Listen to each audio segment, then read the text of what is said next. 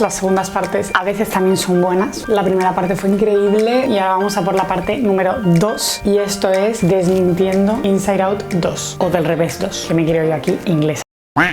Hola, ¿qué tal? Bienvenidos y bienvenidas a este canal. Qué ilusión, por favor, volver a estar aquí. Hace bastante que no grabo porque todos los vídeos que se han ido subiendo ya los he grabado hace un tiempo. Aquí me veis ya con mi pelo nuevo, que me habéis visto ya en algunos shorts y tal, pero en los vídeos sigo teniendo mi pelo antiguo. Y ahí es cuando yo siempre veo en los vídeos, cuando la gente está grabando en el día a día o graba antes, después, tal, los vídeos están como movidos porque de repente a la gente le crece mucho el pelo. En fin, vamos a analizar una super peli que he ido al estreno. He ido al estreno a verlo con mi pareja y con mi madre, ha tenido bastante gracia y sobre todo hemos ido al estreno y en horario de niños. Y claro, lo gracioso era que yo decía, madre mía, va a estar todo lleno de niños, vamos a querer morir. Y mi madre y mi pareja en plan de que va, no pasa nada, todavía es horario escolar y yo en plan de, perdona, estamos a 19 de junio, no van al cole ya a estas horas. O sea, ¿a quién queréis engañar? Nada, seguían hasta que llegamos, nos estábamos acercando al cine y ya se escuchaban los gritos. Y yo, sí,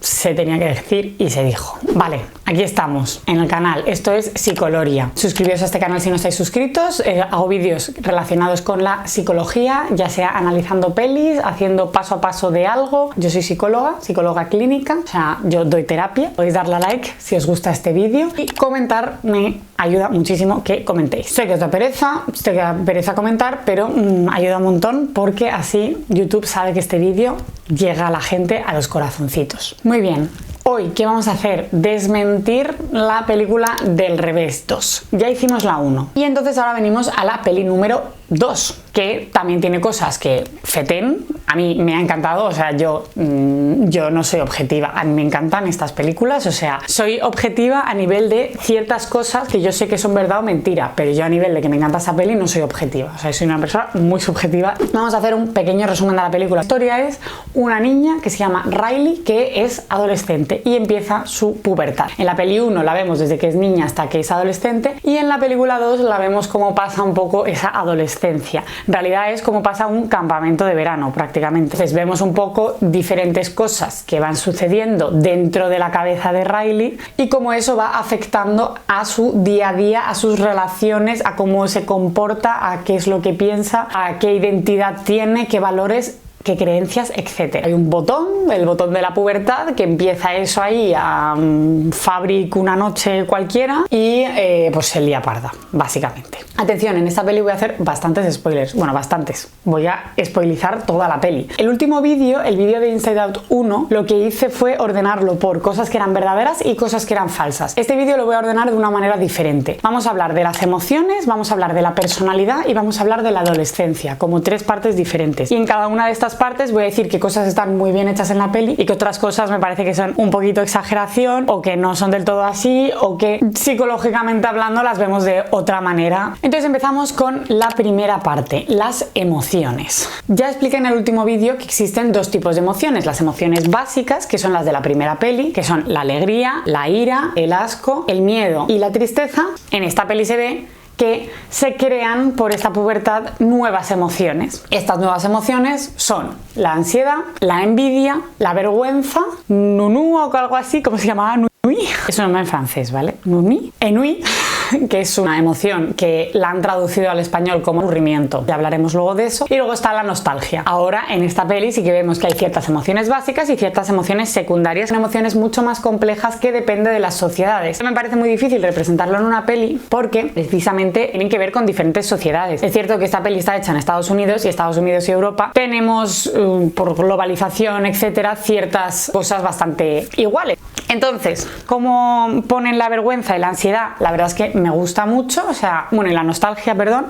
Las tres me parece que están súper bien hechas, me encantan los personajes, me encantan un poco cómo se van desarrollando. Entraremos más en específico, sobre todo en la ansiedad, que es la protagonista de esta película, pero muy bien hechas. Y luego están las otras dos que son envidia y enui barra aburrimiento, que sinceramente hay cosas que yo no entiendo. La envidia me parece que es un personaje que no muestra envidia, o sea, muestra como a una niña, muestra a una niña interior de, bueno, sí que puede tener ciertos toques de envidia, pero que al final es comportamiento infantil, pero no siempre es envidia. Entonces como que no entiendo muy bien a ese personaje, creo que sobra bastante, o sea, hace pocas cosas que tengan sentido en mi opinión, pero bueno, al final es un personaje secundario, entonces tampoco pasa mucho. Y luego está Enui, que es aburrimiento, que me parece que ese personaje no tiene ningún sentido. O sea, ¿aburrimiento de qué? Para mí, también hablándolo con mi compañera de piso, que es otra psicóloga, hemos llegado a la conclusión de que no es aburrimiento, sino es indiferencia, pasotismo. Al final, o sea, esa tía va, bueno, tío, no sé, creo que es una tía,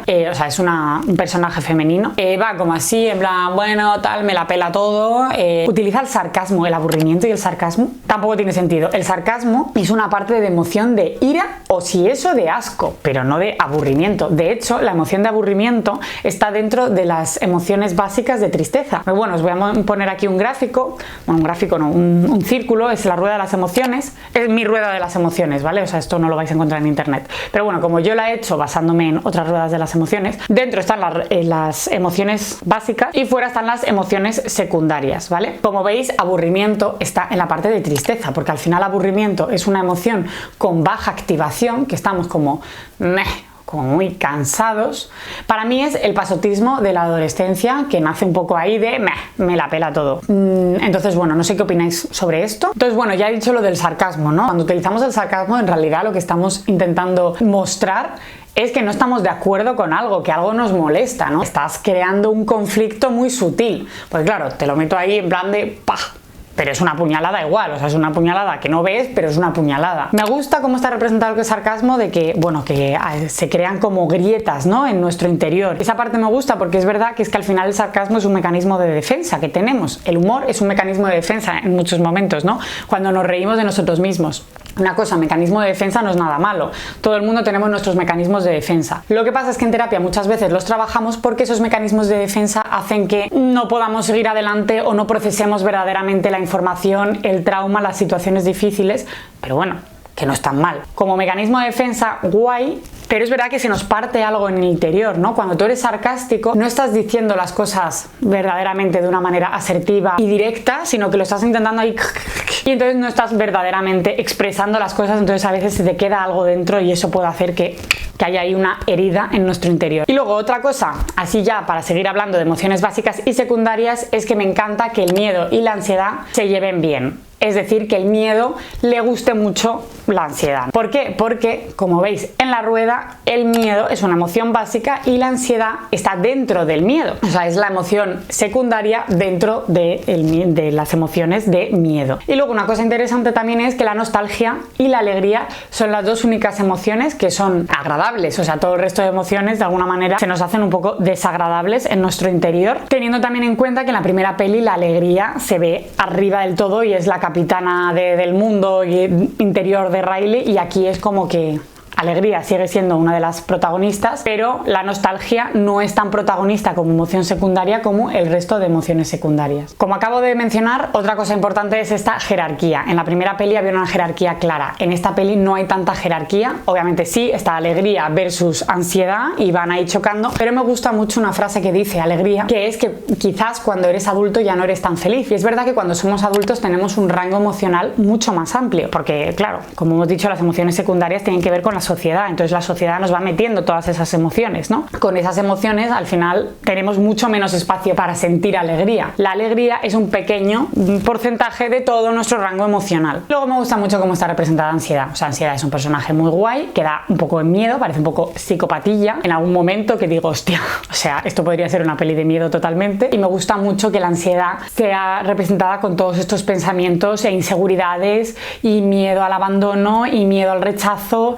y necesidad de pertenecer a un grupo y necesidad de encajar. Y hablando de ansiedad, me gusta el personaje y vemos que hay una ansiedad funcional, que quizás es la ansiedad más del final de la peli o del principio, cuando de repente ansiedad empieza a decir, bueno, podría pasar esto, esto y esto, entonces como no nos queremos quedar solas el año que viene en el cole, pues mejor vamos a intentar hacer más amigas, ¿no? Y luego hay una ansiedad más patológica, más disfuncional, menos adaptativa, que puede llegar a ser incluso un trastorno, que es cuando ansiedad ya se vuelve cucú del todo y empieza ya a dar vueltas y bueno, ya se le va la olla, o o incluso antes, ya cuando coge todo el resto de las emociones básicas, las mete en un bote y las manda a tomar por culo, que es como, mira, aquí lo único que manda es la ansiedad, lo que tenemos que hacer es todo el rato anticipar. Ahí es cuando nos volvemos cucú, hasta incluso llegar a un ataque de pánico que está tan bien representado en la peli. A mí me hubiese encantado, la verdad, que el ataque de pánico, porque cuando Riley tiene el ataque de pánico, hay una amiga suya que la ve, y la ve que está ahí hiperventilando. A mí me hubiese encantado que hubiese venido o bien la profesora o bien la amiga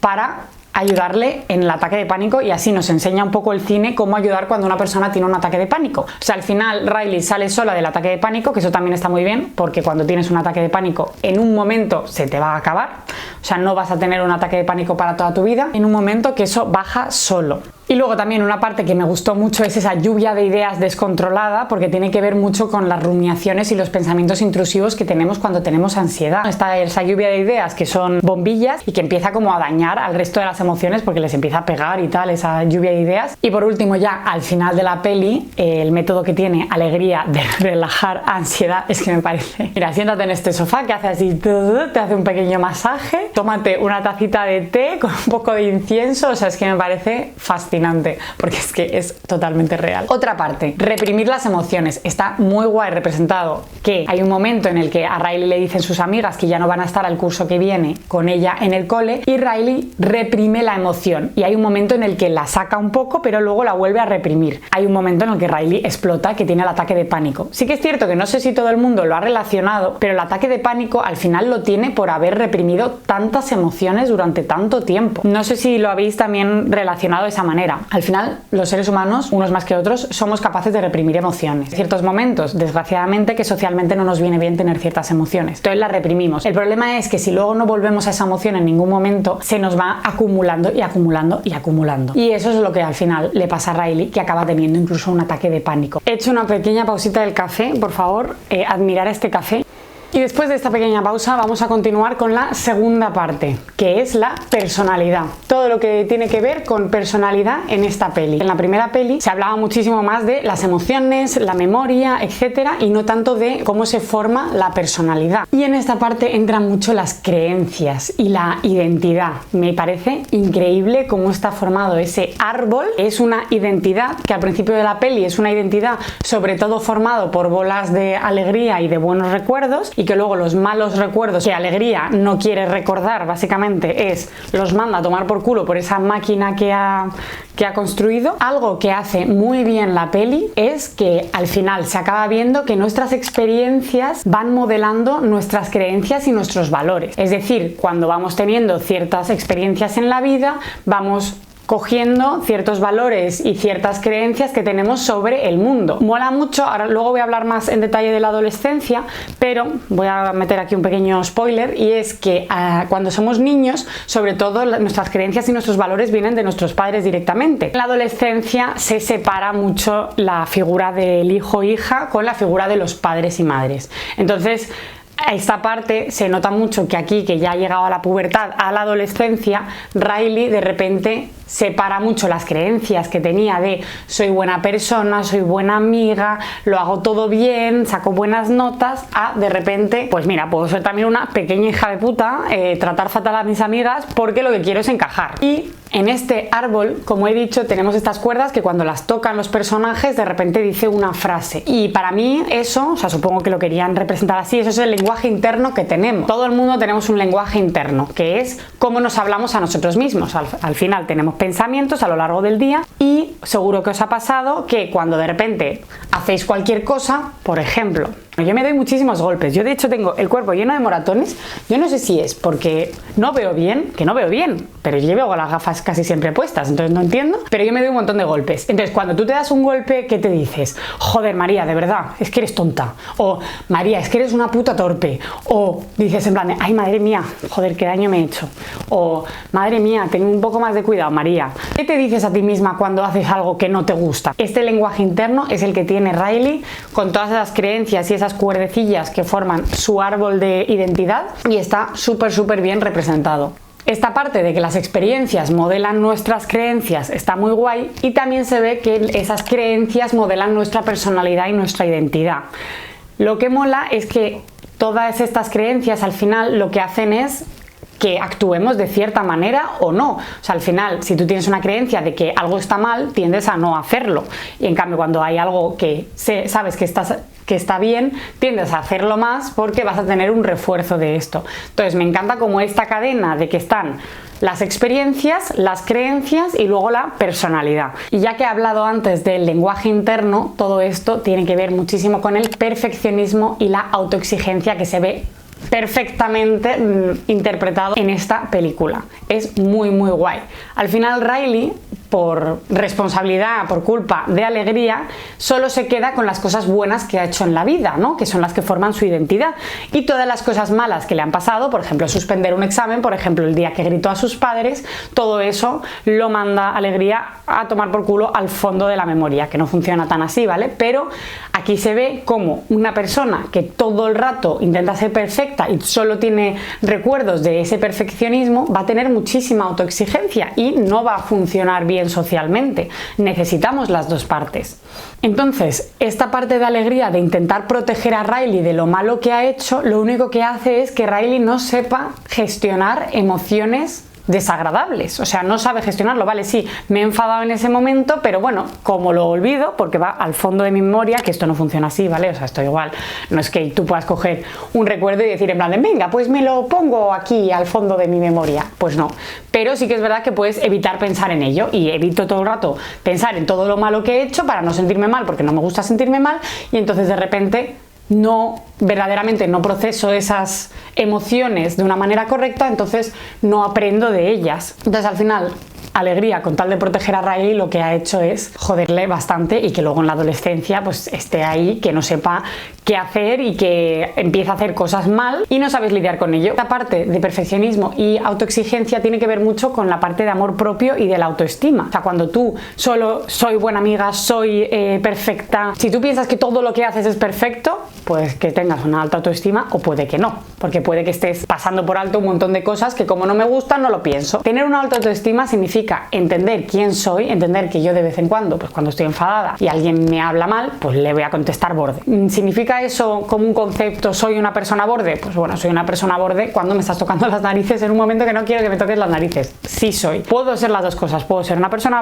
amable y puedo ser una persona borde. Y eso, asumiéndolo y aceptándolo, significa que tengo una alta autoestima. O sea, me estimo de manera correcta. Entonces, esta parte de amor propio y de autoestima, me encanta como al final de la peli se ve que ese árbol incluso va cambiando de forma y de color y todo, porque ahí es cuando Riley consigue tener una alta autoestima. Y luego está la parte de los secretos ocultos. Me gusta mucho esta parte porque sí que representa un poco una parte muy terapéutica, y es que todo el mundo tenemos secretos que no contamos a nadie, ya sea por vergüenza, ya sea pues porque no es su momento, y eso en terapia se expresa mucho. O sea, hay cosas que luego te viene un paciente y te dice en plan, esto no se lo he dicho nunca a nadie. No es malo tener secretos, no es malo no contar las cosas, o sea, no tenemos que ser un libro abierto ni muchísimo menos, pero sí que es cierto que a veces esos secretos ocultos nos modelan de cierta manera, de una forma muy inconsciente, porque no sacamos esos secretos de ninguna manera, y entonces nos puede venir bien tener un espacio seguro donde poder expresarnos. Este espacio seguro puede ser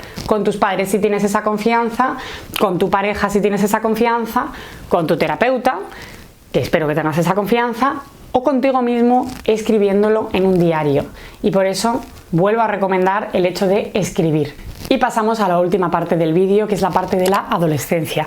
Ya he dicho algunas cosas antes, pero bueno, lo voy a explicar un poco más específico. Vale, vamos a hablar un poco de la parte de esta rebeldía de la adolescencia, ¿no? O sea, yo hablo con mi madre y yo entiendo que ella tiene cierta visión que yo a lo mejor no tengo. Yo tengo una visión desde una manera mucho más objetiva y profesional, y ella tiene una visión desde la pura experiencia, que al final pues muchas veces es mejor que todo, ¿no? Entonces bueno, también hablando con ella, yo he sido una adolescente un poco insoportable. Para mí yo era súper graciosa, pero bueno, yo también entiendo que les haya hartado un poquito a mis padres. Entonces me gusta mucho cómo esa parte de adolescencia rebelde se ha representado desde una ansiedad por ser aceptado, desde una ansiedad y un miedo al rechazo, desde inseguridades, porque un adolescente no es rebelde porque le da la gana, sino un adolescente es rebelde porque en ese momento de nuestra vida, cuando empieza la adolescencia, los valores que teníamos con nuestros padres, ¿no? Cuando somos niños y padres están así, y cuando somos adolescentes estamos creando más nuestra identidad, como bien dice en la peli. Entonces poco a poco se va separando y normalmente o muchas veces lo que pasa es que el adolescente se va al otro extremo, bueno, dependiendo de su círculo de amigos, que al final es con quienes crean esos valores y esa identidad, y se tiene que separar de ellos para crear una identidad propia. Muchos padres lo que intentan es seguir arrastrando a su hijo de que no, que tienes que pensar como yo. Es un fallo porque al final el adolescente lo que estás haciendo es que cada vez tire más para allá y en algún momento cuando sueltes se va a ir a tomar por culo. En cambio, si tú le vas dejando, guiándole y tal, pero bueno, dejando en plan de venga, vale, sí, está bien,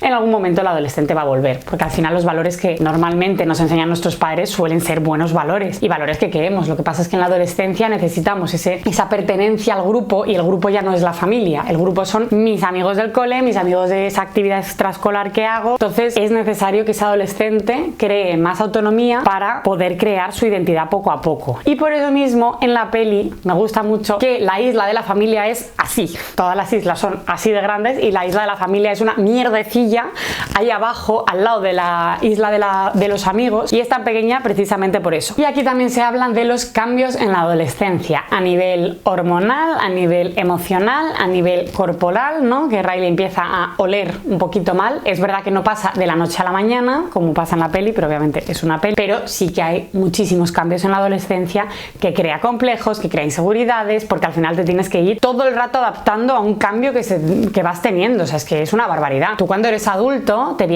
normalmente te viene un cambio detrás de otro, no te vienen 1000 cambios juntos. Claro, todo esto teniendo en cuenta que está ahí la ansiedad, que normalmente no sabemos gestionarla porque en la infancia no se enseña mucho cómo gestionar esas emociones más intensas. Y claro, una parte es una exageración, que ir a toque un botón y que la persona haga que se intensifican las emociones, sí, pero que de repente hay ahí un salto y un no sé qué y una exageración tan heavy de la emoción, lo que está haciendo un poco es que tengamos muchos estereotipos en relación con la adolescencia y que la veamos como un periodo de mierda, y al final eso se lo estamos transmitiendo a los adolescentes. Si le transmitimos esa parte todo el rato a los adolescentes, también va a hacer que ellos tengan esa creencia de sí mismos: es que soy insoportable, es que no puedo hacer nada, es que no me controlo, es que da igual lo que haga, no lo hago bien. Vamos a intentar transmitirles un poco más de calma a los adolescentes. Entonces, también un consejo de esta parte que ya se está haciendo poco a poco en los colegios: desde que son pequeños les enseñan a regular las emociones, o sea, les enseñan respiración, les enseñan a aplastar un peluche cuando están enfadados, les enseñan a rayar un papel cuando necesitan desahogarse. Y luego otra cosa que no está tan bien hecha en la peli es que las emociones secundarias de repente llegan de golpe con la pubertad,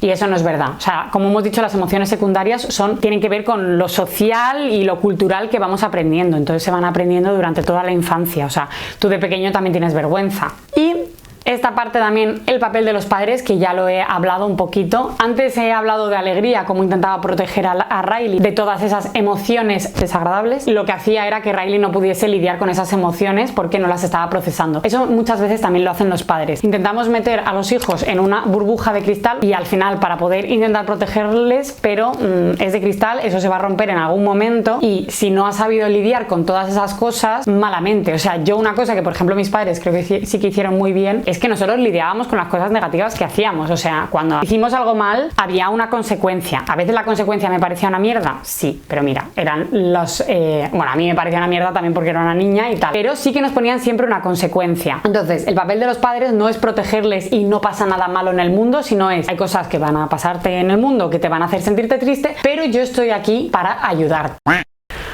Y ya está. Habrá 1000 cosas que no he dicho, habrá otras 1000 que a lo mejor en algunas cosas no estéis de acuerdo, podéis comentarlo todo. Así que nada, espero que os haya gustado este vídeo, me ha encantado hacerlo, me ha encantado la peli, os la recomiendo, las dos películas, que os veáis las dos, que se las enseñéis a vuestros hijos y que luego reflexionéis con ellos sobre la peli. Recordad que aquí tenéis este canal para poder aprender más cosas sobre psicología, no olvidéis de suscribiros, darle like y comentar. Recordad que soy psicóloga, soy terapeuta, puedo ayudaros en todo lo que queráis. Todo lo que tenga que ver con las emociones, la gestión emocional, conocerse a uno mismo a nivel emocional y de personalidad y de identidad es un camino, vamos a decirlo, a veces más o menos complicado y no lo tienes que hacer solo o sola. Así que nada, que paséis un buen día, una buena tarde, una buena noche, una buena mañana y nos vemos en el próximo vídeo. Chao, chiques.